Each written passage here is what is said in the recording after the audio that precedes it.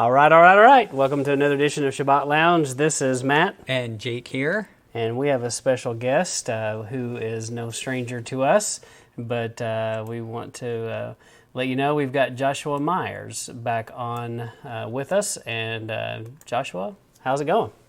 Hey, how's it going, everybody? Thanks for having me again. This is great. Good. Well, we're glad that you could be here, and we talked after our initial interview, and we said, let's go back through and spend a little more time on the Law Before the Law series, and let's talk about that, because it does seem like a lot of people have some fundamental flaws in their understanding of some of these, the law and when it started, and so many people. I don't know about you, Joshua and Jake, but I've had many people in the last month or so say things like, you're under Moses. You're under Moses' law. Have you heard people say that? I have. And it reminds me of some of Yeshua's words where, he's like, it's not me that accuses you, it's Moses. And it's like, he even says that, Moses has the ability to accuse us. So, saying that we're under Moses' law isn't a bad thing, as some people try to portray it as. Yeah, that's a good point. But I also feel like it's one of those deals where it's. I think Moses would be like, "Wait a minute, you said it's my law. Actually, it's Yahweh's law. So don't say it's mine." I think definitely. Yeah, I think that. Yeah, I think Moses and Paul. I think they could sit down both and have an interesting conversation about. This is what people say about me. This is what people have said about me. So one day I would like to sit down with them and have that discussion, see what they say. Yeah, that'd be interesting. So anyway, we find ourselves talking about, we want to kind of tell you a few things about Joshua here. And so he's got a website. And Joshua, what's the website? So this is kind of the hub of everything I do. It's beacons.ai/JNMYERS. It's like a link tree type site. And so it has everything that I'm a part of. It goes to the comics I do, some T-shirts I design, and some other things that I've just been a part of. Okay, so it's pretty easy to find him there. He's got a presence on TikTok, and you can see some things he's done there. And so, what is this one here that I'm looking at? That's part of your kind of like a link tree. That's the beacon still, yeah. So that's kind of what it looks like. I always put my the latest comic on there, so that if you just want a glimpse at what it is, you can see it there, and then click on the top link to go and see the full thing and read the commentary if there is any. Okay, good deal. And then this is your Instagram. You've got a presence there as well that you. And so he, of course, any of this, please follow him. If you're already not doing that, he would appreciate that. And then he's got a Facebook presence as well, and it's got more links and to everything that he does there. And he's got books. So I do. And he's got a new book that just came out today. Just came out today. Yeah, I just got my first shipment of them in the mail today, and so I have a new one. It's called "I Cannot Keep the Law," except the "not" is scratched out. Oh, nice. And it's really my first book, even though it's my third. But it was the first one I wrote, and it was kind of my journey of going through all the arguments against a follower of Christ keeping the law, and comparing it to the Bible and just breaking it down. And so it's a walk through that. And because it is, straight and narrow, it does have a ton of comics related to all those different bits as you go through it as well. Okay, good. All right, that's awesome. So that's in comic form also. Then you're saying? It's kind of a mix. It's a book, but it also has comics in there as well. Oh, okay. If you look through, been able to look through my Church versus Bible one, it's similar but slightly different. The Church versus Bible was kind of putting a comic and then putting commentary underneath it, kind of similar how I make my posts now. This one's more of you're reading through it, and then there's maybe a comic to the side or a comic to intro a chapter or something of that nature. So Joshua, tell us, where can we find your brand new book if we want to buy it?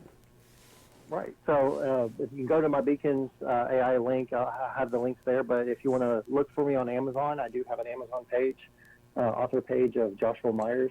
But like I said, the book is called I Cannot Keep the Law. So if you do I Cannot Keep the Law, Joshua Myers, it should pop up. Okay. All right. So great. So we've got the website there that you can look at. And so if you're just listening to this on audio, there is a visual that goes with this on YouTube. So, and we'll get right into it. So Joshua, we've taken, you shared your comics with us, and we are definitely a fan. And this first one is talking about Cain and Abel. And so, from my own background, this is something that perplexed me, especially as I began to study a little bit more. And I can remember at least having one conversation in my life with an atheist who even brought this up, and they're like, how can the God you believe in go so crazy on these guys, and there were no instructions on how to do a sacrifice? And I didn't have an answer for him. So this, we're not really prepped with an answer for that kind of a question either. In church learning, I mean, that one doesn't really come up. Agreed, and it comes and from the standpoint of not believing the law happened until Mount Sinai, you run into that. You have that gap. But if we are we going to go ahead and read it? Yeah, we'll go through the scriptures, and the first one we have pulled up here is Genesis 4:3-7. Yeah, and so starting in 3, and in the process of time, it came to pass that Cain brought of the fruit of the ground an offering unto the Lord. So the important thing here that, and whenever we go to the actual law point, is notice it just says brought of the fruit of the ground. It doesn't say anything about it, just that he brought fruit of the ground.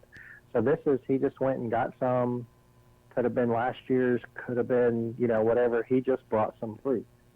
Then verse 4, and Abel, he also brought of the firstlings of his flock and of the fat thereof. And the Lord had respect unto Abel and to his offering. On Abel, it says he brought the firstlings, the firstborn. So he brought the first, he brought the best, which is, whenever we look into the law, is what God requires. He requires that first, the first fruit, the best of what you have, whether it be of the flock or of the ground. Yeah, exactly. So, but if you don't, it helps understanding that the law existed, and we have to know that Adam was super intelligent. First off, he had the ability to name all the animals and remember them, and I'm like, I can't even remember a phone number. And so his intelligence had to be just incredible, and he walked and talked with God in the garden, and he knew lots of stuff, and we can't even begin to understand probably how many things he knew and what they talked about. Yeah, you have to know that he talked to him about all these kinds of things, and I was just going to say, and this is right after the fall, they ate of the knowledge of the tree of the knowledge of good and evil. Yeah, it gave them knowledge. I mean, that's why it's calling it that. So I mean, to think that we know more than Adam did is kind of laughable. Right. Yeah. But I think the reason that gained so much of a foothold, if you will, is because of the evolutionary model that's taught in schools, and it goes it's counter that narrative to say that this what would you call ancient man, caveman kind of person, that's not very smart, and we've evolved, and actually the three of us and many others out there know that actually I think we're a lot more stupid than, it's not trending in the right way for humankind. Right. Oh, I agree. I even see it in myself. I mean, I was a smart kid growing up. I could remember things and do things now. Now that we have the internet at our hands, I don't remember things as much often anymore because I don't have to. I can look it up. And I've had people tell me, well, that's how we're smarter. It's like, no, that's not making us smarter. That's actually making us dumber. Right. Yeah. Think about navigation. I can remember back in the day when I had a job and I had a Mapsco that I kept in the front seat of my car, and I figured out where I was going analog, and that's because I'm old. But I didn't have a GPS until now. I just press the button and it tells me where to go. Yep. So anyway. Yeah, I think too in this verse 4, until you really know and kind of have the mindset of the law, the things like the firstling of the flock doesn't really jump out at you, or the fat thereof, and how important that is. Oh, yeah. Yeah. No, I agree. Yeah, and studying the Torah, you start to understand that. Yeah. Yeah, you see that. And bringing up the fat thereof as well. I don't know that the verses I pulled that I have associated with it talk about the fat. But yeah, that is a good point too, because there are verses that it talks about the fat is God's. It's not ours. Yeah, right. Exactly. That's good. And then we also have Exodus 13:11 through 12. Jake, will you read this one? When Yahweh brings you to the land of the Canaanites and gives it to you, as he swore to you and your ancestors, sacrifice every firstborn male offspring to Yahweh. The firstborn male offspring of each of your animals belongs to Yahweh. Yep. And yeah, that's the command. So that's what Abel brought. He brought the firstborn. It doesn't tell us it was a male, but it does say he brought the firstborn. Yeah. And if we're to let the Bible interpret the Bible, while it doesn't say male, and God accepted it, it was a male. Yeah.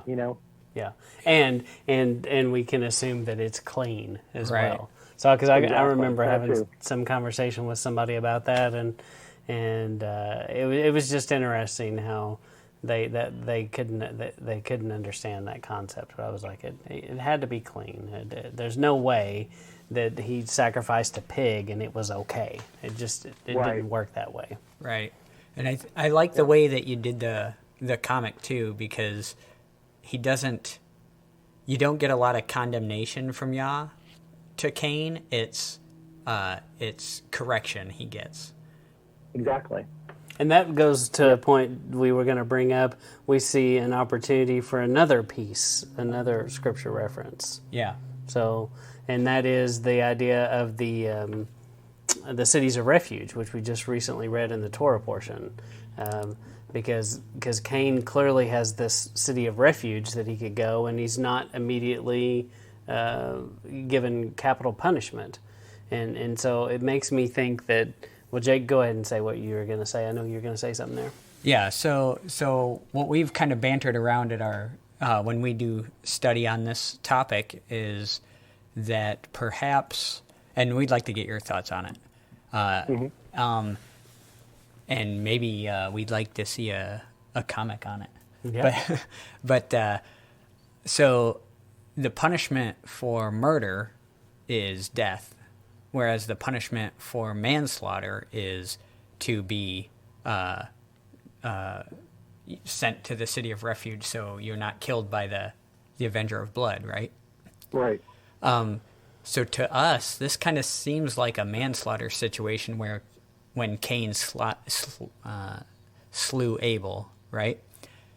Because of the punishment that's given out. Yeah. And No, I don't know that's if you've a good thought point. on that at all, and I could kind of explain where we're coming from a little bit more if you'd like. No, yeah, please do, because I haven't thought of that, and that is a good point. Okay, so one of the thoughts was, though they do know of death because they're obviously offering an animal here, but we don't have any record of any person dying at this point, up to this Right. point. So it almost, and when Cain is angry, Yahweh doesn't tell him he's sinning in his anger. It's you're allowing sin to crouch at your door because of your anger.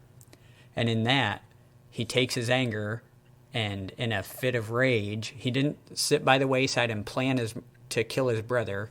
In a fit of rage, he kills him.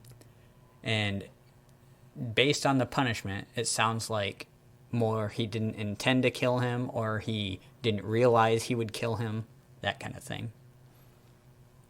Yeah, I can see that. I can definitely see that with what the text says. That's an interesting point. And then with the city of refuge thing, because he is given a mark so that he can't be avenged Right. by the Avenger of Blood. So yeah, no, that's a really good. I haven't thought of that. I'll have to study that out, and if I do, yeah, I was going to say I'll have to borrow that and make a comic out of that too, because that's a good one. Well, it's yours. It's Free yours. gift.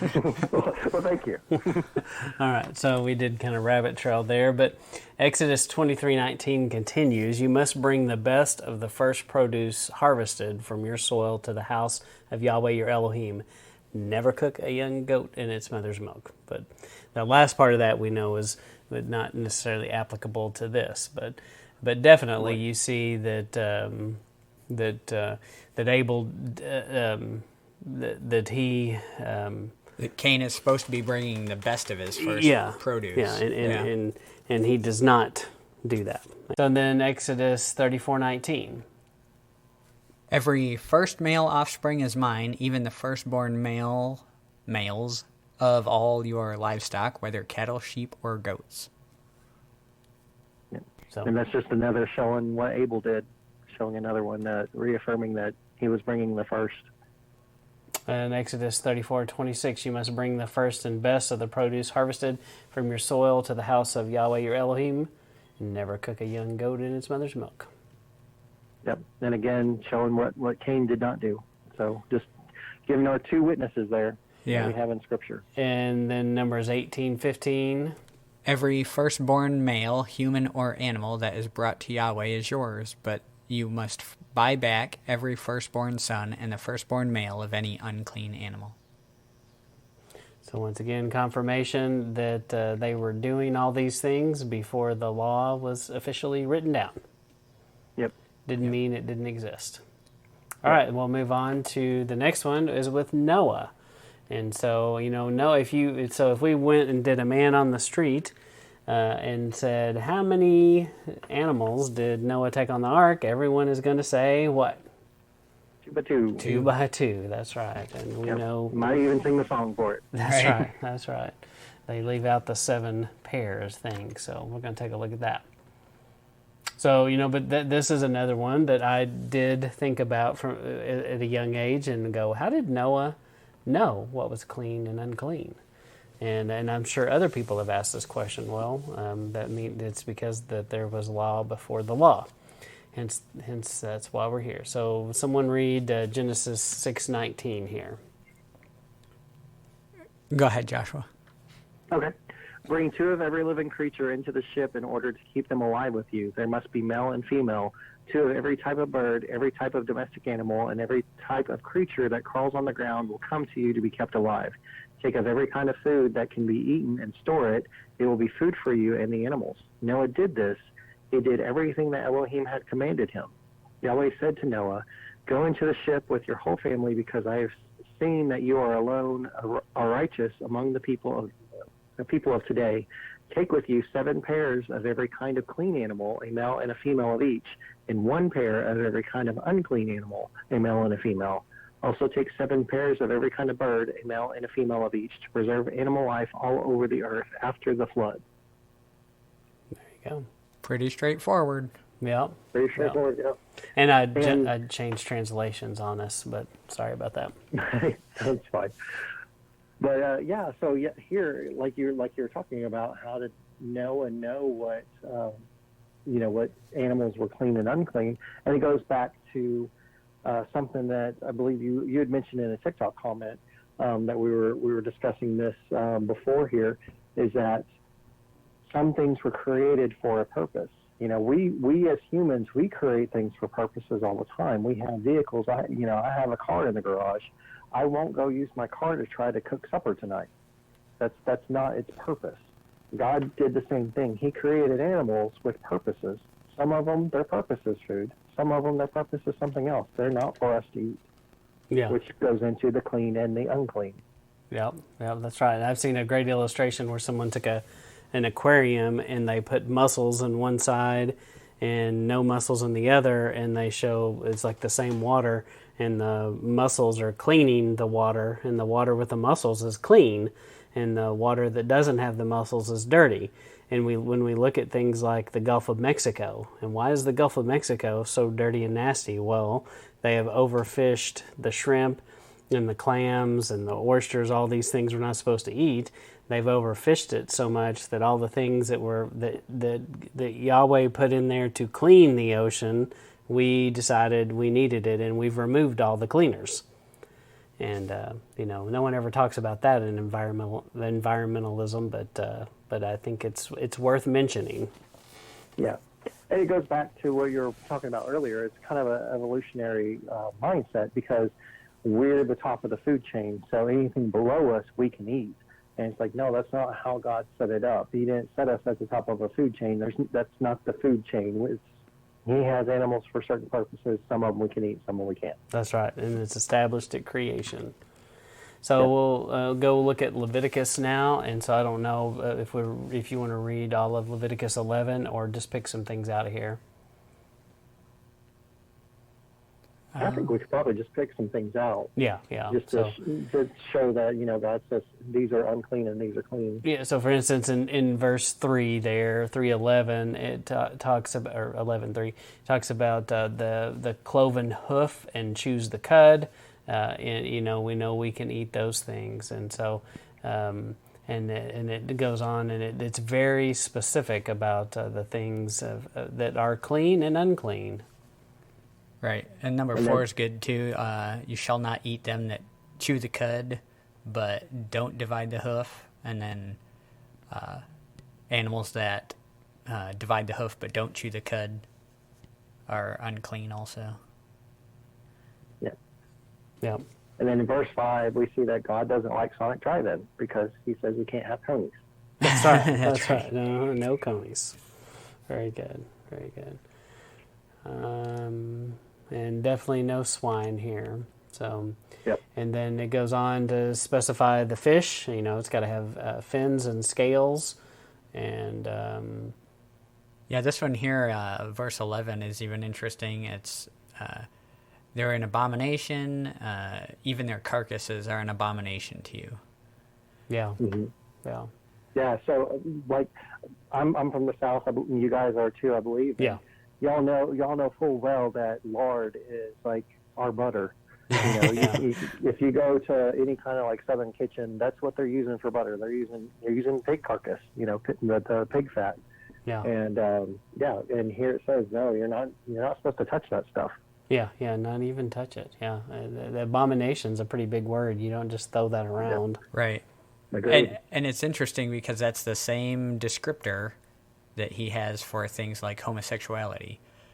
Mm-hmm. And that people will jump on and say, hey, you're not supposed to do this. It's an abomination. Well, right. You're not supposed to eat pig. It's an abomination. Right. Yeah.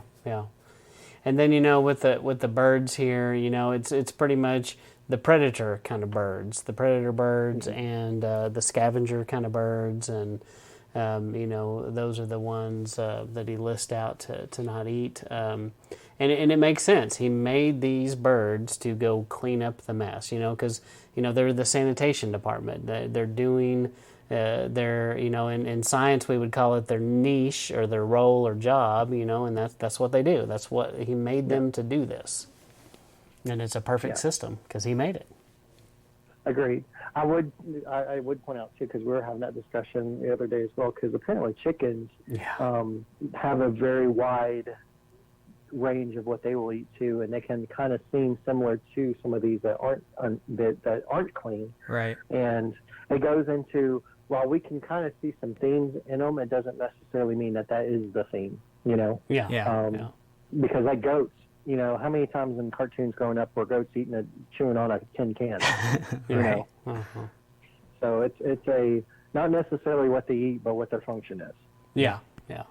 That's and true. I think too, it's how they eat. Like some of the birds that you can eat have like a gizzard and a crop and that kind of thing, and the other kinds don't really have that. And it's a way of chewing the cud, basically, for them. Yeah, and it's also an interesting metaphor for us. I think maybe if you'd say on the sowed level of the scripture, a deeper meaning of it, would be these animals chew on the teachings, if you will. They just don't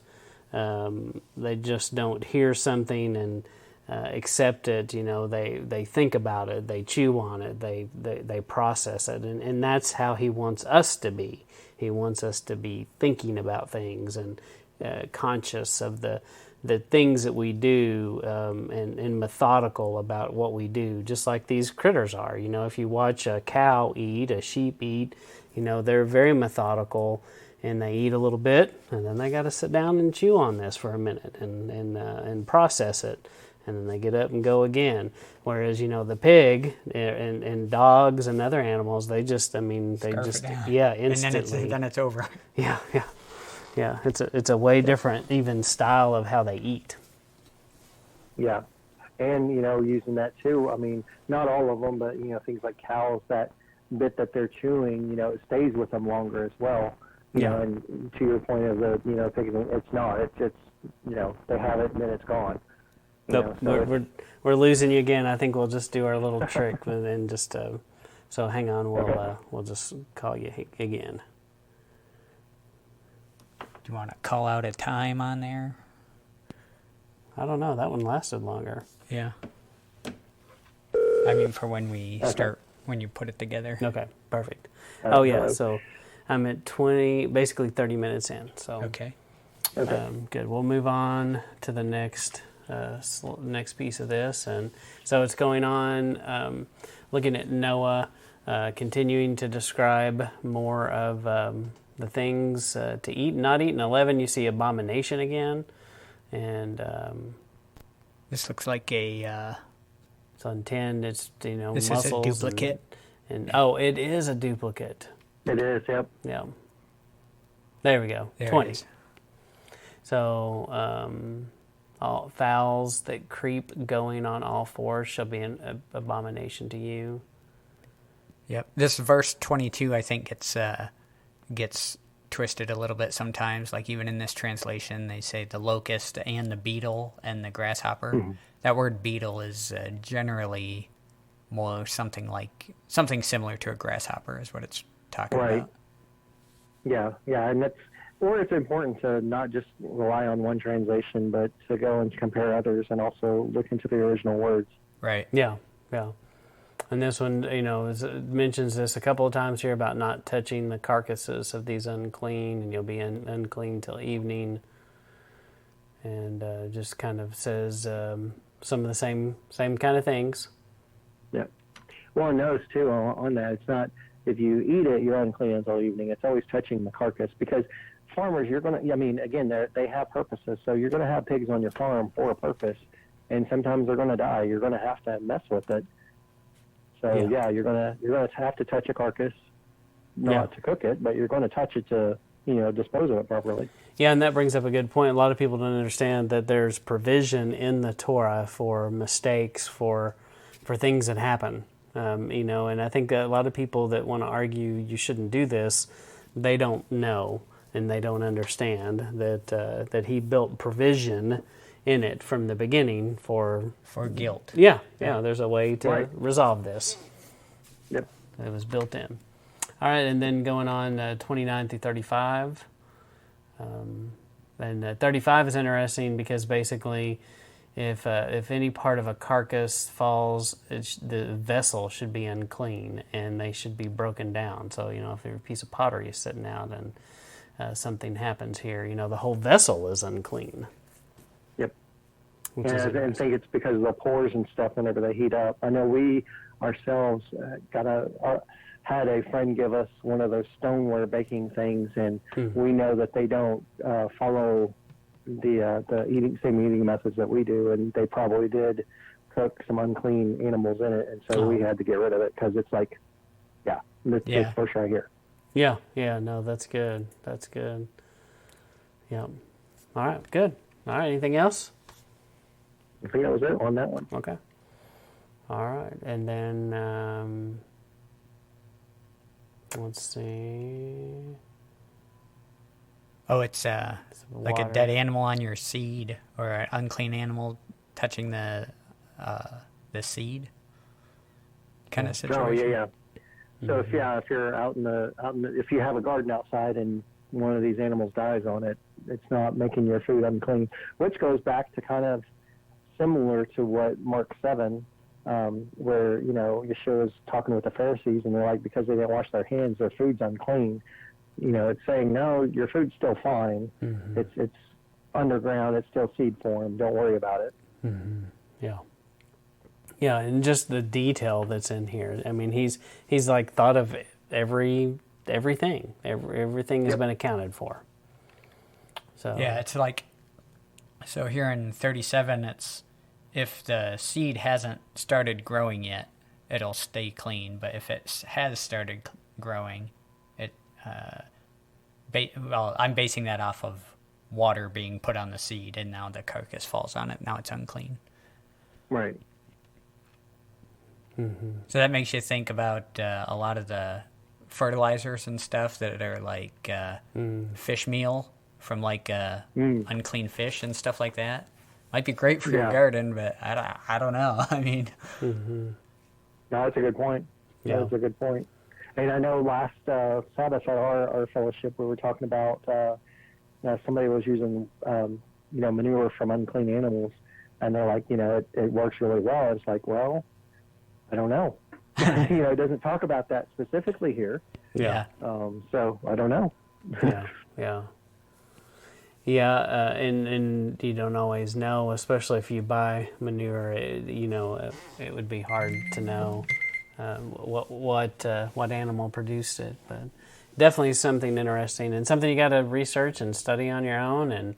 And I don't think you can enforce that on someone else, but if you're convicted of one way or the other, then you should follow that. Oh, totally agree. Yeah, totally agree. And I think where we get in trouble sometimes, people want to enforce something on someone else that maybe's not there, or not solid. Yeah.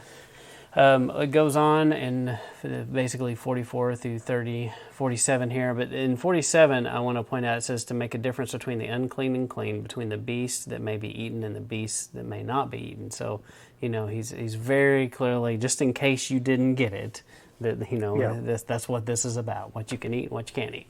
And then also in verse 45, this is real important, I think. At least it was for me. We like to look at the New Testament and see where Messiah says, "Be holy, for I am holy," and talks about Yahweh saying that. He's quoting from places like this. He's talking about clean and unclean laws, and then he says in verse 45, "Be holy, for I am holy." Yeah. It's a way to be set apart. Yep. Very good. Well, and you pointing this one out too reminded me of Ezekiel 22:26, where a prophetic passage saying, "Her priests have done violence to my law and profaned my holy things. They have made no distinction between the holy and the profane. Right. They have not taught the difference between the unclean and the clean." Exactly. So that right there, it's like it's important to them. No, Right. yeah, absolutely. It's one of those things too. It's almost like that scripture where it talks about if you've been entrusted with a little. It's just that concept of, and it's a life principle too that we live by. That if I can't trust you with this little thing, well, am I going to be able to trust you with this bigger issue? Exactly. And it's interesting that the first food rule ever given to mankind, the first rule is food. Yeah. And yet people act like it's such a big deal that there might be more food rules, but it is interesting when you put it in that perspective. I agree. But just like Jake said, it's about being holy and set apart people. And then we move on to Deuteronomy 14. And so he lays out some things. So he repeats a bunch of the same things here. I think it's important to point out, Jake, why don't you read like 3 through 7 there? All right. Never eat anything that is disgusting to Yahweh. Here are the kinds of animals you may eat: oxen, sheep, goats, deer, gazelles, fallow deer, wild goats, mountain goats, antelope, and mountain sheep. You may eat all animals that have completely divided hooves and that also chew their cud. But some animals chew their cud while others have completely divided hooves. You may not eat these kinds of animals. They include camels, rabbits, and rock badgers. I mean, which of us Who of us can say they haven't eaten a rock badger? I haven't.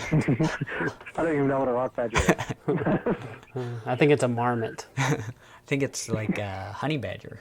A honey badger. Honey badger don't care. Okay. That's right. Yeah. And then 8, also, you may not eat pigs. Oh, yeah, right out there. Never So- eat their meat or touch their dead body. So, I mean, it's just basically the same things that we've discussed there. But yes, it's just clearly...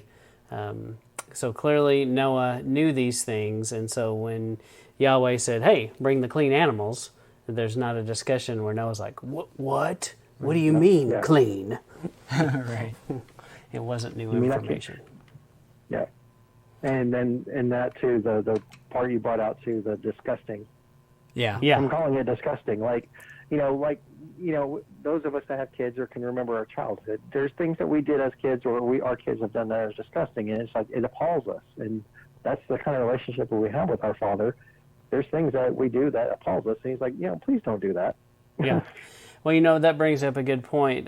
Today I was working on something, and that's what I recorded, and was just that concept that some people fight so much against Torah, and then especially in this week's Torah portion out of Deuteronomy, it's just this long list of all kinds of things, and basically the Torah is your dad writing you this note and saying, hey, these are words to live by, son.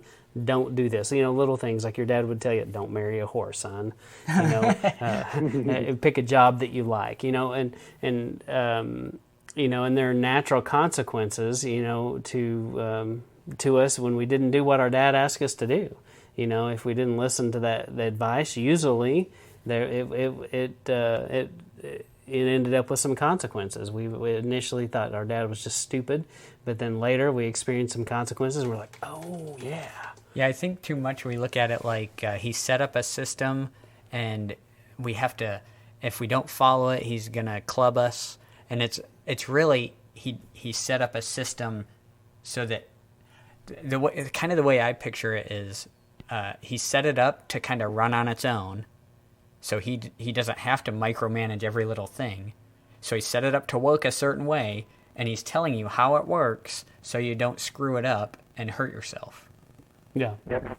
Yeah. Mostly for our advantage. And Right. it's a blessing to us to do this, and it makes Yeah. our life so much easier. I was just going to say that it's like buying something for my kid. You get this piece of furniture that you got to put together. You got to follow the instructions so that you have this, furniture put together correctly. Right. God has our instructions for having a life living out correctly. And, in the church, we even call the Bible the instruction book. This is how we're to live, except, we've been taught to discount part of it. Imagine if you bought a shelf from IKEA and threw out the first 2/3 of the instructions and then tried to put the shelf together. Yeah. Yeah. No telling what you make. May not work. That's a good point. Good. All right. So then we'll move on to a new one. And this one is, this is about, it says, it's So he says, by no means, yeah. come stay at my house. We will eat unleavened bread. And then the other people say... Oh, so this is Lot, isn't it? Yeah, this is Lot. This is the where I'm pointing out that there seems to be a correlation here between Passover of the account of Lot and Sodom and Gomorrah and then the Passover account. Because as we read, we can see, and I think I have that included in the text there, but when we read the story of Abraham, whenever the men and God came to Abraham, he made them, the word for bread there, I believe, is hametz, the bread that has leavening in it.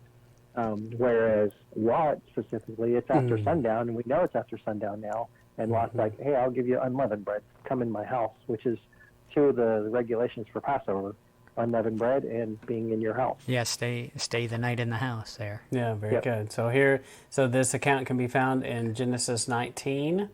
And there came 2 angels to Sodom at evening, and Lot sat at the gate of Sodom, and Lot, seeing them, rose up to meet them, and he bowed himself with his face towards the ground, and he said, Behold, now, my lords, turn, I pray you, into your servant's house, and tarry all night. wash your feet, and you shall rise up early and go your way. And they say, Nay, but we will abide in the street all night. And he pressed them greatly, and they returned unto him and entered his house. And he made them eat a feast, and he did bake unleavened bread, and they did eat. Ding, ding, ding. Yep. So you're saying it even has the wash your feet situation there. Yes. Yeah, good observation, for sure. So definitely a reference to the law before the law. They knew that Lot, and that's interesting about Lot, because it is easy, I think, for us to look at Lot and go, Lot, man, what kind of guy was Lot? And it is really easy to be judgmental of Lot, but in the end, he was considered righteous enough that to get pulled that out God of there, saved him. And this is confirmation that Lot did some things right. Yeah. He may have not been living perfectly, but he was trying. Yeah, I think, too, it's his connection with Abraham. Oh, yeah. Saved him also. Yeah, definitely. I wouldn't say look at Lot and, live like Lot. I don't think you're going to see that on many T-shirts. Probably not the best way to be, but definitely he did some things right, and clearly this is one of the things they did right. It looks like he observed the feast, at least Passover. Yeah, and a verse I didn't include in the comic, I might have included it in the commentary, I don't know, but there's a Revelation 11:8, and it's and their dead bodies shall lie in the street of the great city, which is spiritually called Sodom and Egypt. And another kind of connection to Passover, what does Sodom and Egypt have in common? Well, if we just read the stories as separate instances, there's nothing in common. But if this is a Passover event, that's what they have in common. Both places were destroyed, during Passover. Yeah, that's a great interesting. Observation. Yeah, from Revelation. Say the address again. Revelation 11:8. Nice. Okay, all right. So y'all look that up. That's a good one. And then this goes on just to explain, does it say anything else about unleavened bread? It's just telling the story here, I think. Yeah, it's just telling the story. Yeah. And so... Yeah, sometimes I include the whole chapter because I want to make sure people are getting the context and not just saying, just not... Cherry picking, that right? I'm not just cherry picking something to say, oh, look, these match. It's like, no. Yeah. Read the whole thing. Yeah, that's right. So, and I think we would all tell people, read it for yourself. Don't take our word for it. You go read. You read these passages and see this. So, and that's what he wants. He wants us to work out our own salvation with fear and trembling, and to look into it. So, so this just goes on to continue to tell the story about Lot and. So it, talks about... And their escape from there, which again, going back to Passover, they escaped right after Passover. Right. Mm-hmm. So another parallel. There in verse 22, hasty escape thither. I'm not great at King James. No, me neither. And so it definitely... there's definitely parallels. And I think that's an interesting point to make. When we look at Scripture, start looking for commonalities, and the Passover, you can see, there's always some especially in both of these stories, there's a destroying angel, if you will, going around kicking butt and taking names, and then there was a way out. And there were rules to follow, and if you didn't follow these rules, well, there were terrible consequences to this.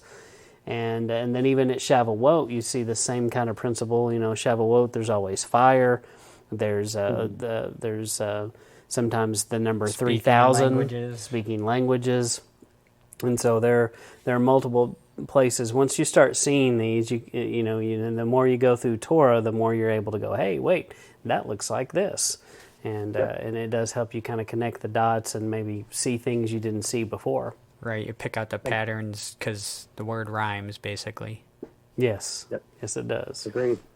And then I think too on this one, another connection would be that as when they exodus from Sodom and Gomorrah, he has a place for them in the wilderness, but they want to go back to the city. So. Yeah. It's similar to when the Israelites come out. They want to go back to the city, whereas he's sending them into the wilderness. Yeah. Yeah. No, that's good too, because that is another parallel. Yeah. Yeah. He grants Lot that, but he doesn't grant the Israelites that. Right. Mm-hmm. Mm-hmm. Maybe because of Lot. I don't know. Maybe so. Maybe. Maybe so. What some bad things happen here. And we want you to read about them if you don't know them. And then also Exodus 12. This will take us outside to outside the page, and I may or may not be recording, but I can figure this out later. Perfect. So Exodus 12 is just giving you the specifics of the Passover, and about.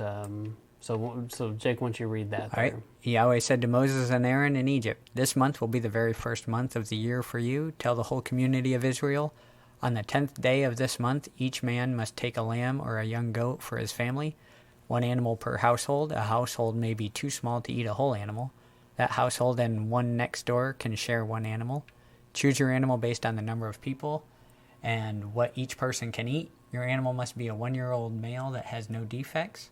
You may choose a lamb or a young goat. Take care of it until the 14th day of this month." And go ahead and read to there. All right. Then at dusk, all the assembled people from the community of Israel must slaughter their animals. They must take some of the blood and put it on the sides and tops of the door frames of the houses where they will eat the animals.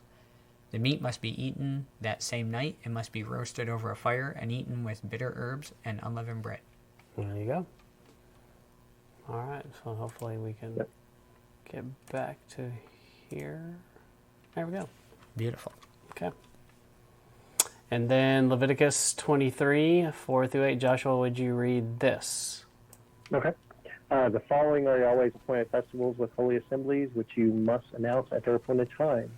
The 14th day of the first month in the evening is Yahweh's Passover. The 15th day of the same month is Yahweh's festival of unleavened bread. For 7 days you must eat unleavened bread. On the first day there will be a holy assembly. Don't do any regular work. Bring Yahweh a sacrifice by fire for 7 days. On the 7th day there will be a holy assembly. Do not do any regular work. There you go. So I think we covered all the scriptures that go with Lot there. And then this one is in the way of women, which I know nothing about. So, and it's the story where Rachel wouldn't get up because she was sitting on some idols. And so, if you don't know that story, go look that up. And we're gonna look at some of the scriptures and Genesis 31:34. It says Rachel had taken idols and had put them in her camel's saddlebag and was sitting on them. And Laban rummaged through the whole tent but found nothing. Rachel said to her father, "Don't be angry, father, but I can't get up to greet you. I'm having my period." So even though Laban had made a thorough search, he didn't find the idols. So, just like any good man, if a woman says that to you, you're not asking any more questions. You're done. So, you know, there's no discussion needed at this point. Like, okay, I'm moving on. Yeah. And I point out this one, especially with the law, and I know we'll get to that in a second, but because there's scripture later on, and I don't remember where it talks about it, but God talks against having relations with a woman while she's on her period, and how that's something that he doesn't like either. And so if God's saying it, it's not because no one's not ever done it. It's because people are doing it. He's like, don't do that. Yeah. And so Laban, we can't assume that Laban just didn't want to touch what Rachel is sitting on because men are grossed out by it, by a woman on her period. God warns against that some men aren't necessarily grossed out about it and they shouldn't have relations with a woman on there. So we can't assume that Laban is just giving her privacy because all men are like that. We have to assume that because there's a commandment, that Laban's actually following this commandment. Yeah. No, that's an excellent point. Going back to letting the Bible interpret the Bible. Yep, very good. However, Laban didn't seem too keen on the idol worship part of the Bible. True. Yeah. But it goes back to, some things that people are holding. I mean, look at the Pharisees. There's some things that they held that they were doing right, but there was a lot of stuff that they were holding in place of against what God says, and and Yeshua calls them out on it. Yeah. And it's not. We can't assume everybody's doing everything right all the time. Some people are going to do some of it right, and other things are going to not do right.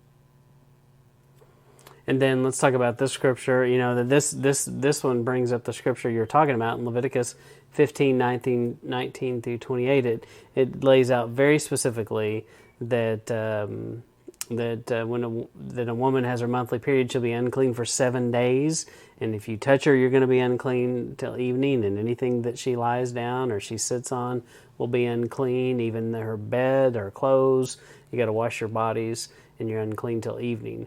And then it goes on to talk about in 24, if a man has sexual intercourse with her while she's on his period, he will be unclean for 7 days. Any bed he lies on will become unclean. So that was the part there you were talking about. So yeah, it's like he puts the guilt onto himself. Yeah, essentially. Yeah, it's the you have the same punishment as the original crime, basically. That kind of idea. Yeah. So that is the background of knowing why she could say what she said. Is she understood this? This was practiced, or she wouldn't have known this information. Oh, just to clarify, I'm not saying that being on your period makes you guilty of a crime. Yes, that's good to clarify. just got to clarify things like that, because there's people and say I think things. it goes well too. I mean, it's not saying, it's not saying anything bad. It's saying they're unclean. I mean, we're none of us are women. I think all of us are married, and we're to talk to our wives about it. I mean, that's a time that they're not feeling great, for one. Yeah.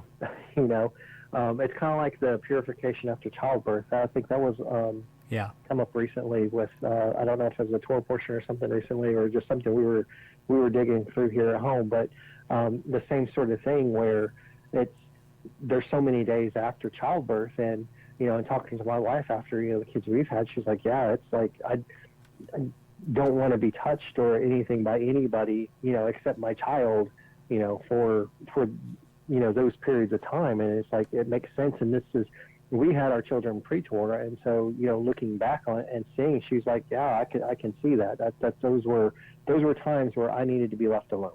Yeah, definitely. It's protection for the woman as much as anything. Yeah. Definitely, and many men have learned lessons the hard way on some of these things. But Torah laid it out for us to follow. And then here we go. We've got another one. And so, what is this one with Tamar? So Tamar and Judah. So Judah got Tamar for his first son as a wife to her. And this one, the other ones, I feel like somebody might argue with and saying you're jumping to conclusions, or you're assuming things. This one, especially whenever we get to read it, how it's worded and how Judah puts it, you can't say that's not the law that was given at Mount Sinai, because Ur was killed by God, and then Onan, Judah says, hey, go and perform your brother-in-law duties and produce offspring for your brother.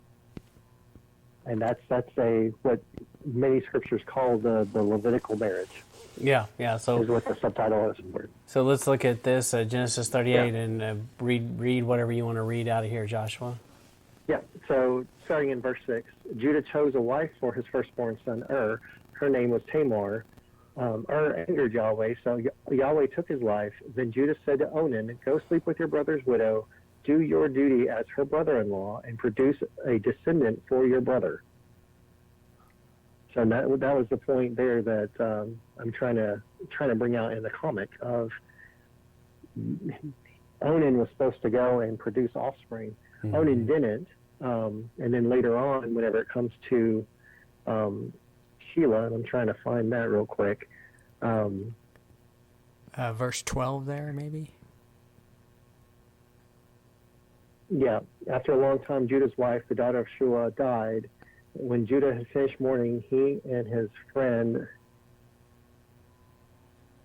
I'm trying to read it. He and his friend Hira from Adullam went to Timnah, where the men were shearing Judah's sheep. As soon as Tamar was told her father-in-law was on the way to Timnah to shear his sheep, she took off her widow's clothes, covered her face with a veil. No, that wasn't the part. I'm sorry. Oh, sorry. You're fine. It's the part. Oh, it's 11. Then Judah said to his daughter-in-law Tamar, "Return to your father's home and live as a widow until my son Shelah grows up." He thought his son might die like his brothers, so Tamar went to live to his father's home. So here we have a third brother, because Onan was killed too, and he's like, "Hey, wait, you'll get Shelah, but go live as a widow for a bit," because he was actually not ever intending to give Shelah over, but again, following that line of the brother must produce a offspring for the brother that died. Right. So we're seeing it go down the line, which again goes back to the story the Sadducees threw at Yeshua of a woman, married husbands. Each of them died before giving a offspring. Which one is the husband in the afterlife? It's the same thing. I mean, we can, again, letting Scripture interpret Scripture, we know that those 7 husbands this wife had, or this woman had, were brothers, and they're performing this commandment right here. Right. Yeah. No, that's good. Good observation for sure. So yeah, very clear that that they knew exactly what they were supposed to do, and for whatever reason, he was not willing to share his inheritance, to share this with her. And I'm sure it came down to greed. Don't you think that he just was trying to have more money, basically, and not having to share? Probably. Yeah. And then what I find interesting on their story too, and I believe, no, it's not on this page, but it's near the end of it, of chapter 38. Nope, that's Deuteronomy. No, you don't have it on there. But it's something along the lines of Judah, whenever he finds out that Tamar had used him to perform that ritual, or that commandment, if you will, he calls her more righteous than he is. Yeah. So. Yeah, that is interesting. So, and it's a fantastic story for sure. So, it's definitely not your G-rated story, but No. but what I always tell people on this one is basically, she takes his car keys and his wallet, and keeps them, and then later is like, "Oh yeah, you missing these? You need these?" Because he immediately knew that he didn't have those things, because he carried these things with him everywhere he went, And he was had. Yeah, and they identified his power and his authority, and he gave all that to her, and it's a crazy story for sure. But good. And then Deuteronomy 25, 5 through 10 also talks about basically confirming the exact same thing, the same thing about having your duty as a brother-in-law. Yep. Yeah, verse 5, when brothers live together and one of them dies without having a son, his widow must not marry outside the family. Her husband's brother must marry her and sleep with her. He must do his duty as her brother-in-law, almost word for word, as what Judah told Onan. Yeah. He must do his duty as her brother-in-law. Right. Yeah. And then even kind of quotes where it's kind of interesting here, but if a man doesn't want to marry his brother's widow, she must go to the leaders of the city at the city gate. She must say, "My brother-in-law refuses to let his brother's name continue in Israel. He doesn't want to do his duty as my brother-in-law." Then the leaders of the city must summon him, talk to him. If he persists in saying that he doesn't want to marry her, his brother's widow must go to him to the presence of the leaders, and she must take off one of his sandals and spit in his face, and then she must make this formal statement: "This is what happens to a man who refuses to continue his brother's family line. Then in Israel his family will be called the family of the man without a sandal." That sounds like a good movie title. Yes. And so, definitely some things are lost in translation, because it's like the family of a man without a sandal. We're like, okay. Yeah. So, Yeah. but when you think about a sandal covenant, and the sandal was the marker for your property, maybe it affected your ability to go into land agreements and buy land or something if you couldn't, or go into a sandal covenant if you couldn't lay a sandal down, or you had this reputation and people are like, oh, I don't want anything to do with you. I would imagine there's something like that to it. Could be. But and then in Tamar's story, does it kind of imply that she went to the leaders of the city? But yeah, did you have that pulled up about Tamar? Yes. And there it says, after 3 months later, in verse 24, Judah was told, Tamar, your daughter-in-law, has been immoral. Moreover, she is pregnant by immorality. And Judah said, bring her out and let her be burned. And she was brought out, and she sent word to her father-in-law, by the man whom these belong, I am pregnant. And she said, please identify who these are, the signet and the cord and the staff.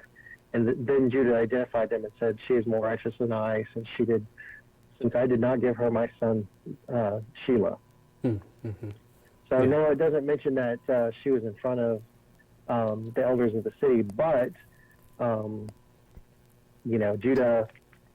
I think it's to say he was probably a leader of the city. So yeah, it's just kind of interesting. It's almost like it did probably get followed to the T, really. To me, this almost kind of mirrors the Judas story, where the person in charge refuses to make the proper amends, and so he goes and takes matters into his own hands. And that's what Tamar does. Yeah. Yes. Yeah, so Jake, actually, it was Julia that said that. So she in one of our Shabbats, she was talking about Judas that way, and I hadn't thought about that before. That right, because the penalty is supposed to, if you bear false witness, then the charge is you get whatever the other person, what you accuse them of, would have gotten. And for Judas, it would have been death, would have been the penalty. So, didn't mean to throw that curveball Yeah. at you, but I thought that was a pretty interesting concept, and you know that is, yeah. because people often debate, is Judas saved or not, and Jake and I did a thing about that recently, and we definitely, well, I guess it was like 2 years ago, but we definitely came to the conclusion that it's a real possibility that he's saved, and we have to acknowledge that. And I think that at people least it's a have taught us possibility, right? Yeah.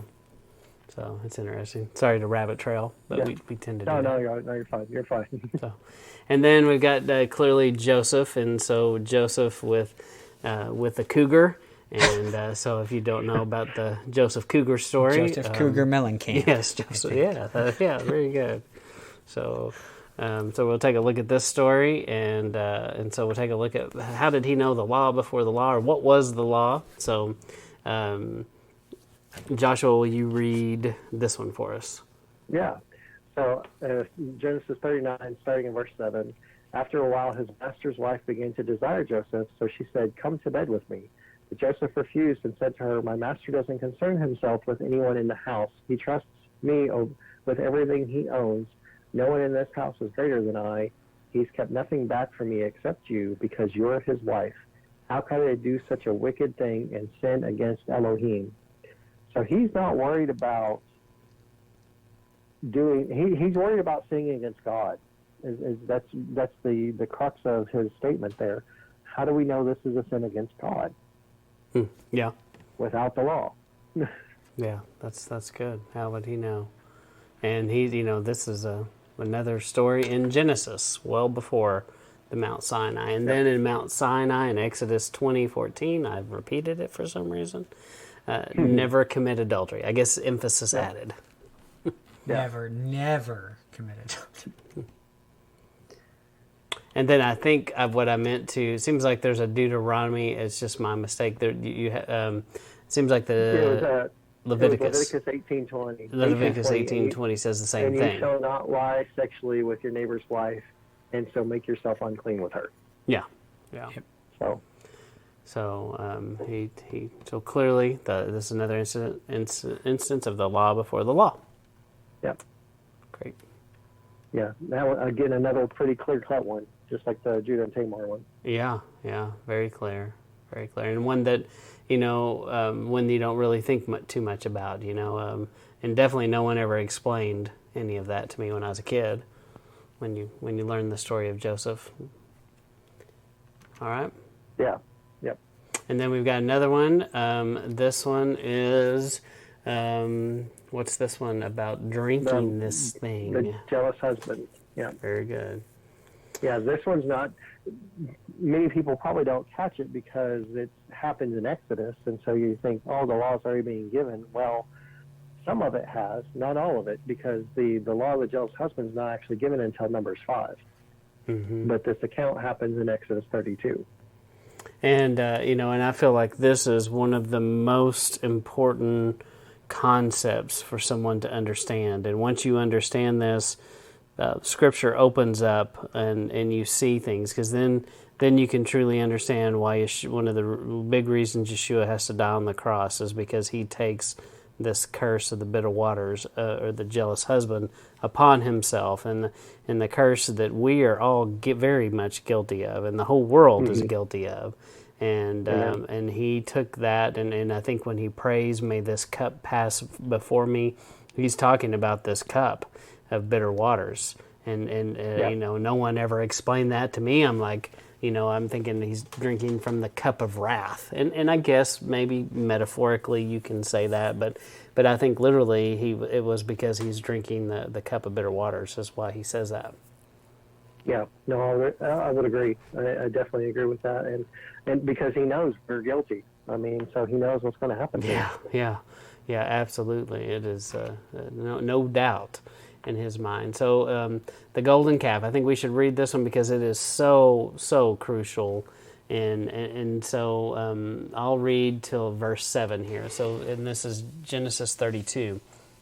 When the people saw that Moses delayed coming down from the mountain, they gathered around Aaron, and they said to him, "We don't know what's happened to this Moses who led us out of Egypt. Make gods who will lead us." And Aaron said to them, "Have your wives, sons, and daughters take off their gold earrings they are wearing and bring them to me." So all the people took off their gold earrings and handed them to Aaron. After he had worked on the gold with a tool, he made it into a statue of a calf.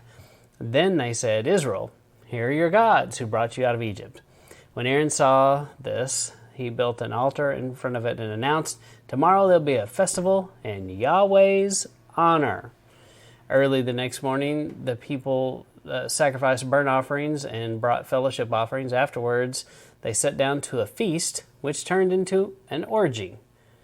Yahweh said to Moses, "Go back down there. Your people whom you brought out of Egypt have ruined everything. They've already turned away from what I've commanded them to live, and they've made a statue of a calf for themselves. They've bowed down to it and offered sacrifices. They've said, 'Israel, here are your gods who brought you out of Egypt.'" Yahweh added, "I've seen these people, and they are impossible to deal with. Now leave me alone. I'm so angry with them, I'm going to destroy them. Then I'll make you into a great nation." But Moses pleaded with Yahweh, his Elohim. "Yahweh," he said, "why are you so angry with your people whom you brought out of Egypt, using your great power and mighty hand?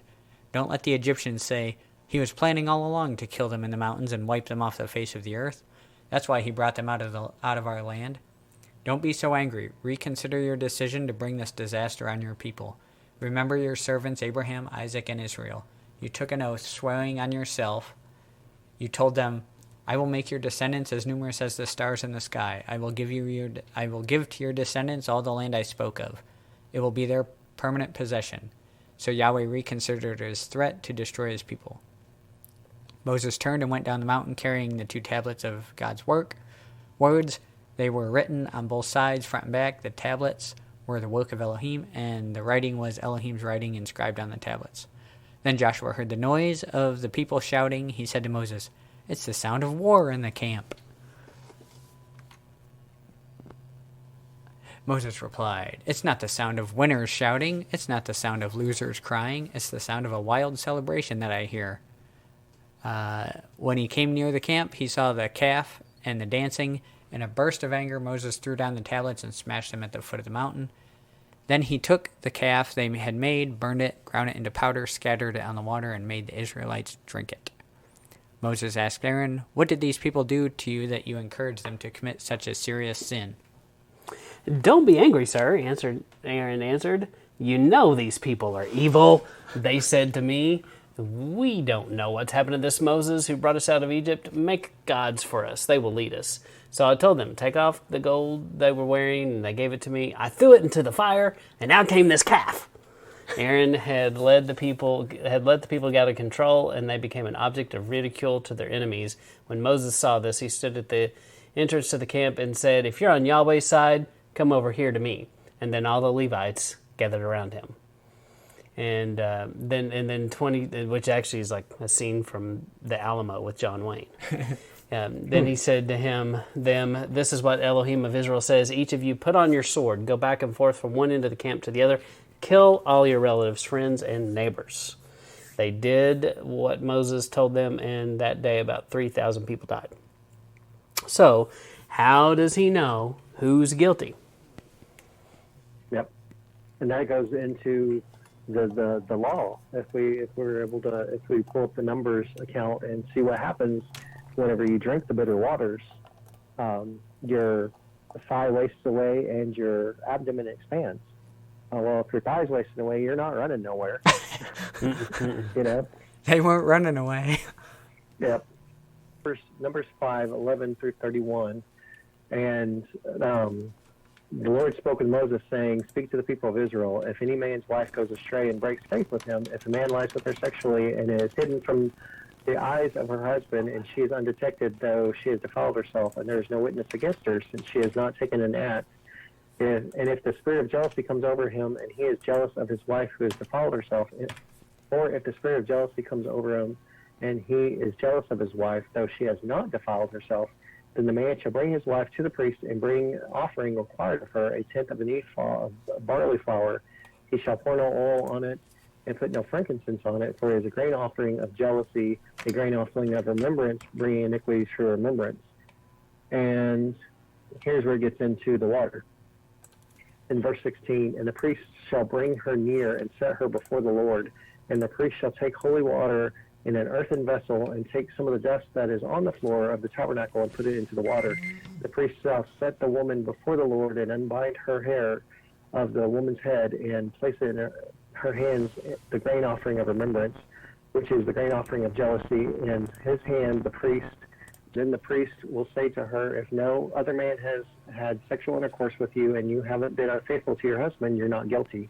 This bitter water that can bring a curse will not harm you if in fact you have been unfaithful and have had sexual intercourse with another man. May Yahweh make you an example for your people to see what happens when the curse of the oath comes true. Yahweh will make your uterus drop and your stomach swell."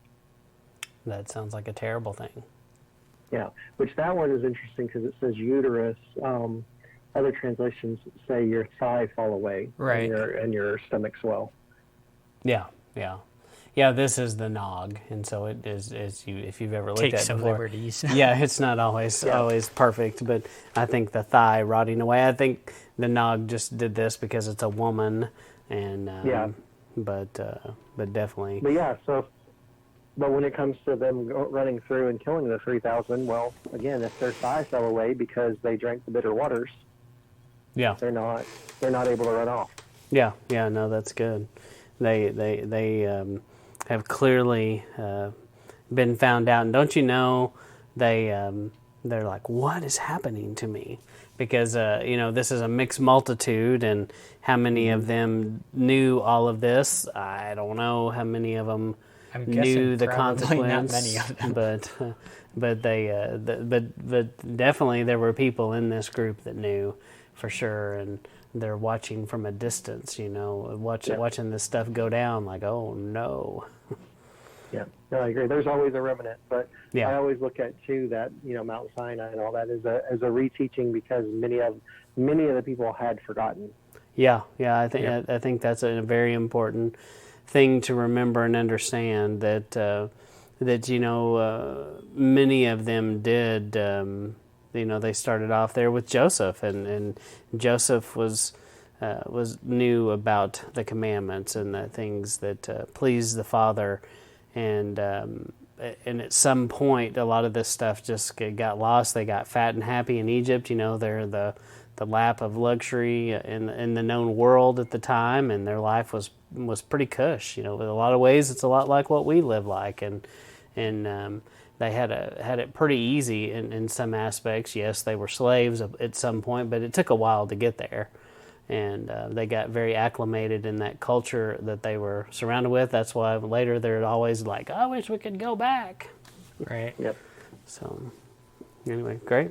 That's great. And so that is why you came up with the law before the law, is you started so you started seeing these things and came up with this. Was there anything else you wanted to say about the law before the law, how you came about? Yeah, it was just that. It was just in my studies, and again, like y'all were pointing out earlier, if we don't know the law, we don't see these things when we read these stories. We just read them and kind of brush them off, and we're like, oh, okay, yeah, that's interesting. I don't know why God's telling me this, but if we familiarize ourselves with the law, we can see that it's throughout Scripture. People are doing it or not doing it, and that's why it's being brought up, is because God has a set standard. This is what your function is as a human being. Was Ecclesiastes 17.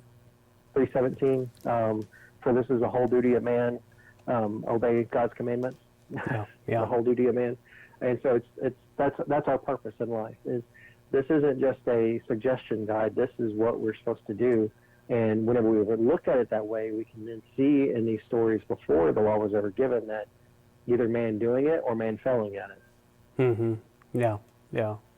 Yeah, for sure. No, that's really good. And I so appreciate that you thought that way, and that you continue to make these comics. And we ask that people follow you on your socials and go buy one of these books and bring it in. And there's some great resources. And once again, you just wrote a new book. And what's the name of the book again?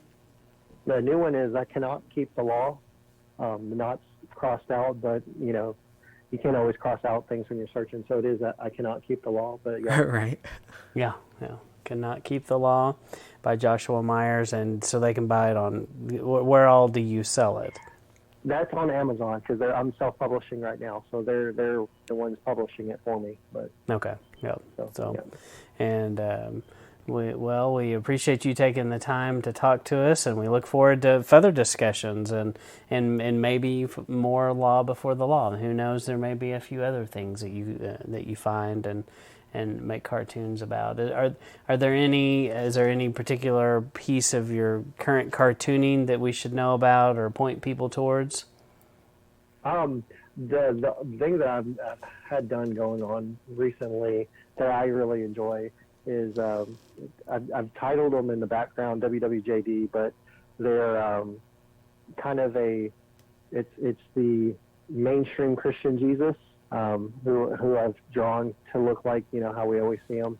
I call him affectionately Mullet Jesus, and Yeshua, and kind of the differences between them. And I always have MJ coming out with, hey kids, and giving honestly really bad advice, but if it was advice that, but it makes sense theologically with what we've been taught in church. And then Yeshua in the background, saying, no, that's not what I teach. No, that's not how this works, or, whatever. And so I've been really having fun with that. I've done, 2 or 3 of those. And so I'm hoping I get some more of those out. Yeah, that's awesome. The way I described that, so you said, we'd say it again, you said he was mullet? Mullet Jesus. Mullet Jesus. I love a mullet. That's funny. Well, one of the thing that I've always described it is, I've said the barefoot hippie Jesus, and so yeah. that's like everybody's loving, peace, love, happiness, man. And I think that's pretty much the Jesus that everybody believes in. And there's a terrible movie that I'm very familiar with, and that's Talladega Nights. And in Talladega Nights, there's a famous scene where he prays to dear baby Jesus. And, yep. The first time I saw that, I think the people I was watching with, they thought it was pretty sacrilegious. But I was actually like, wait a minute, there's some theology here. And that is true, He's really nailing it. That's right. He nailed it. People are fine with the dear baby little Jesus in the manger, the little baby that can't do anything and is helpless. They're cool with that. But the other parts of him, they're like, oh no, we don't want that. So, so that's a good observation. I look forward to seeing those and hearing more about it. So, anyway, Jake, do you have anything else to add? No, I just really appreciate that you coming on and the work that you're doing to kind of get these messages out there. And I like the creativity. Well, thank you. Thank you. That's fantastic. Yeah, I enjoy doing them. So as long as other people are liking them, I'm happy with that. Yep, we're happy to support your work and promote your work. And so once again, if you don't know Joshua Myers, go follow him. Go check out some things that he's done, and we've given you lots of links here and descriptions, and buy his book, follow him on social media, and we appreciate your time. Joshua and Jake and I are going to continue to talk for just a minute, but we're going to go ahead and sign off the podcast. This is Matt. And Jake, signing out. And Joshua signing out, and we'll catch you later.